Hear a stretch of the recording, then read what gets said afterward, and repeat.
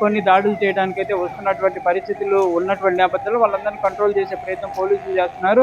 పోలీసులకు సంబంధించి కూడా ప్రత్యేకమైనటువంటి బృందాలు కూడా అక్కడ ఉండి వీటన్నిటిని కూడా కంట్రోల్ చేసే సిచ్యువేషన్ చేస్తున్నారు. అయినప్పటికీ కూడా కొంత ఉధృత వాతావరణం కొనసాగుతున్నటువంటి పరిస్థితి ఉంది. ఈ వాతావరణం రైట్ సాయిశంకర్, ఒక్క నిమిషం మీరు హోల్డ్లో ఉండండి. మనతో పాటు ఫోన్ లైన్లో సిద్ధంగా ఉన్నారు అరవింద్ బాబు, టీడీపీ నేత. ఆయన అడిగి పరిస్థితి ఏ విధంగా ఉంది, అసలు ఈ దాడి గల కారణాలు ఏంటో ఆయన అడిగి తెలుసుకుందాం.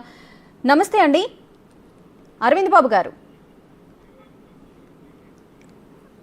రైట్, దేవినేని ఉమా గారు మనతో పాటు ఫోన్ లైన్లో సిద్ధంగా ఉన్నారు. దేవినేని ఉమా గారు నమస్తే అండి. ఇప్పుడు గోపిరెడ్డి శ్రీనివాసరెడ్డి ఇంటిపై దాడి చేయడానికి గల కారణాలేంటి? అంటే టీడీపీ శ్రేణులే దాడి చేస్తున్నాయి అంటున్నారు. అసలు దాడి చేయడానికి ఎందుకు ముందుకొచ్చారు? ఓటమి భయంతో ఓటమి క్లియర్ అయిపోయింది. ఇవాళ అన్ని ప్రాంతాల్లో ఇవాళ రాష్ట్ర వ్యాప్తంగా మొత్తం ఖండాంతరాల నుంచి దేశ విదేశాల నుంచి లక్షలాది మంది తరలొచ్చారు. అట్లాగే పోలింగ్ క్యూ లైన్ లో గంటల తరబడి నిలబడి ఓటేయటం ఇవన్నీ కూడా వైసీపీ గుండాలని నాయకుల్ని భయపెట్టింది. దాంతో విచ్చలవిడిగా ఈ బరితెగింపు కార్యక్రమాలకి ఇదయ్యారు.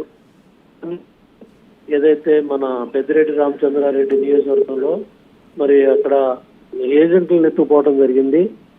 దాని మీద పెద్ద ఎత్తున వాళ్ళ ఎస్ఐ కూడా ఒక అతను సస్పెండ్ అవుతున్నాడు. అట్లాగే ఉదయం నుంచి కూడా మీరు దర్శనం తీసుకోండి, అక్కడ శ్రీలక్ష్మి డాక్టర్ గారు, లలిత్ డాక్టర్ గారు, వీళ్ళందరూ కూడా కుటుంబ సభ్యులు ఆ బూతుల దగ్గరికి వెళ్తే లక్ష్మి గారి మీద దాడి జరిగింది.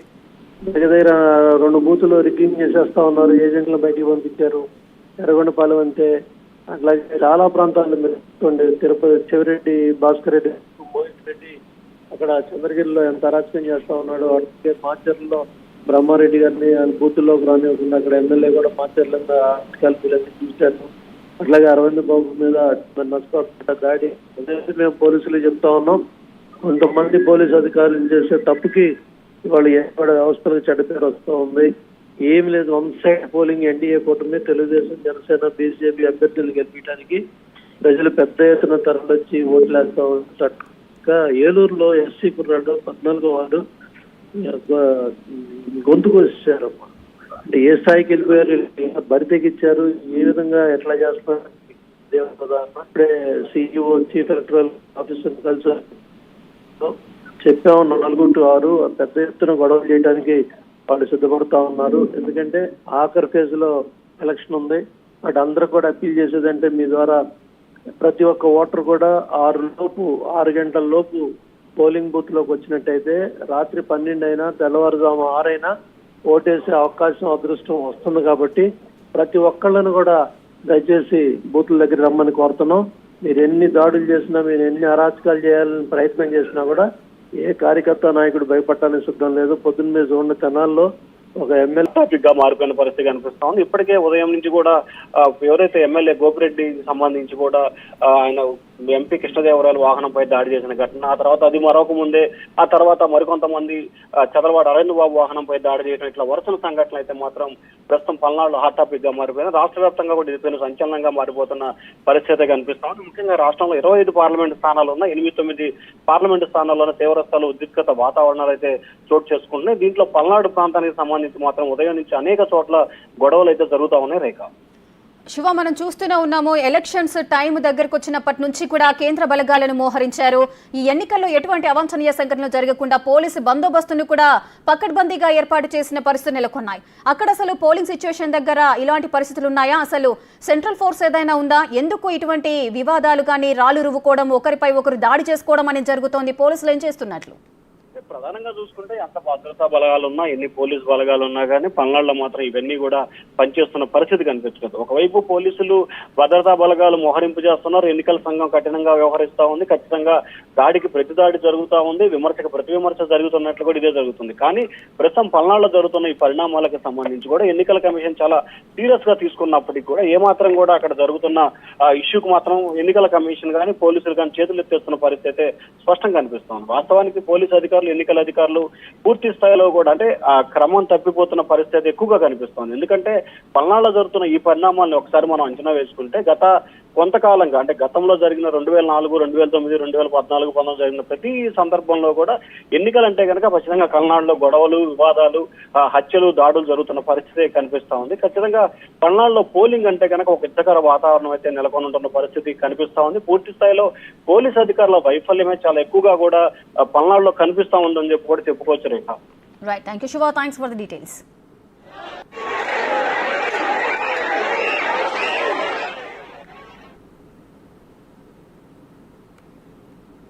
మరో బ్రేకింగ్ న్యూస్ చూస్తున్నాం. అనంతపురం జిల్లా కుందుర్పి మండలం బస్తరపల్లిలో ఓటర్లను ప్రలోభాలకు గురి చేస్తున్న వైసీపీ శ్రేణులను టీడీపీ కార్యకర్తలు అడ్డుకున్నారు.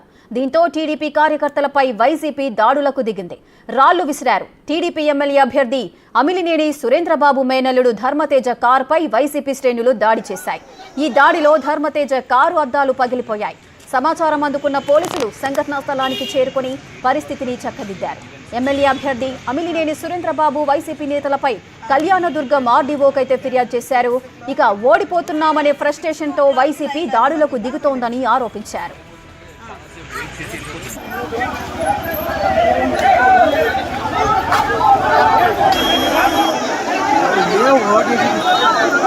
ఇక అనంతపురం జిల్లా కుందుర్పి మండలం బెస్తరపల్లిలో ఓటర్లను ప్రలోభాలకు గురి చేస్తున్నట్లుగా తెలుస్తోంది వైసీపీ శ్రేణులు.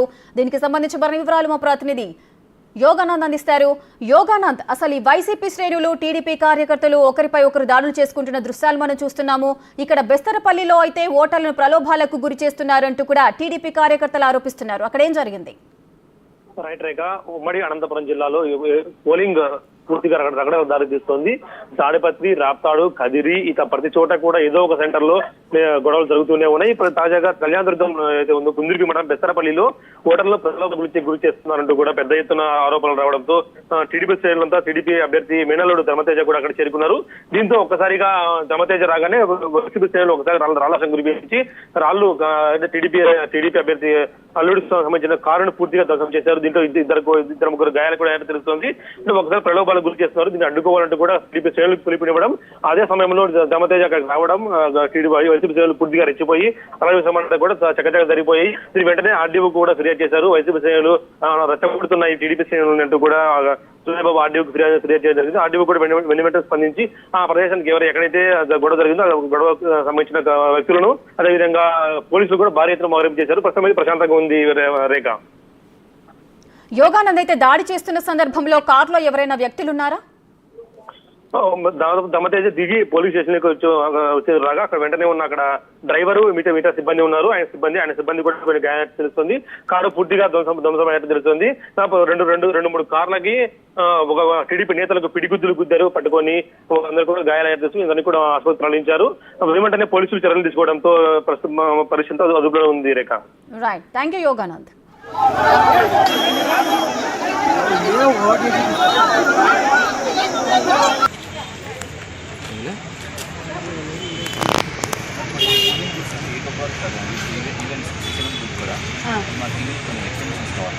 అది డిపెండ్స్ ఆన్ కలెక్టర్ గారండి. 6 o'clock it will close, but 6 o'clock లైన్లో ఎంతమంది ఉన్నా వైలెన్స్.